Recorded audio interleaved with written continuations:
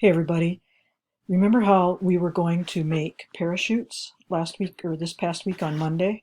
You made a plan for them last week Friday, and I've attached on Classroom that document where you made your plan for your parachute. But remember, you wrote out your plan for me, so you're going to have to remember what you wrote on your plan. But what I want you to do is I want you to make a parachute out of the materials that are on that document, plastic and string and so on. And then remember the kinds of things that we talked about that you have to control for to make that parachute land successfully. It has to, you got to balance out the forces.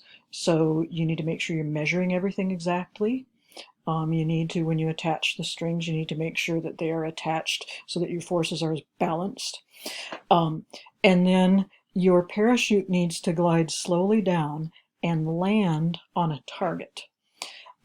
So what I would suggest that you do is you create some sort of a target for yourself on the floor, and then get up as high as you can and drop that parachute and see if it can land on the target, and then make adjustments until you either have it working like you need it to work or you get as close as you can. It doesn't have to be perfect.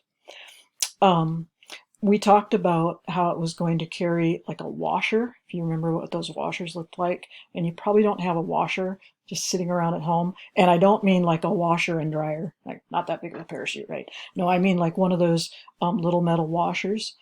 If you don't have something like that, you can use something else to be your load. It needs to weigh about 10 grams, which is about the size, about the weight of 10 paper clips. So not something very, very heavy. I wouldn't suggest something like a pencil, just because that's going to be too long. Think of something smaller like this, like a large paper clip, maybe a couple large paper clips, something like that would work. See what you come up with, and then experiment with that, have fun, and then what I'd like you to do is take a picture of your parachute and put the picture on the next slide in your slideshow. And then as part of that next slide on your science notebook, I want you to explain what worked and what didn't work with your parachute. That's your assignment. Have fun, guys.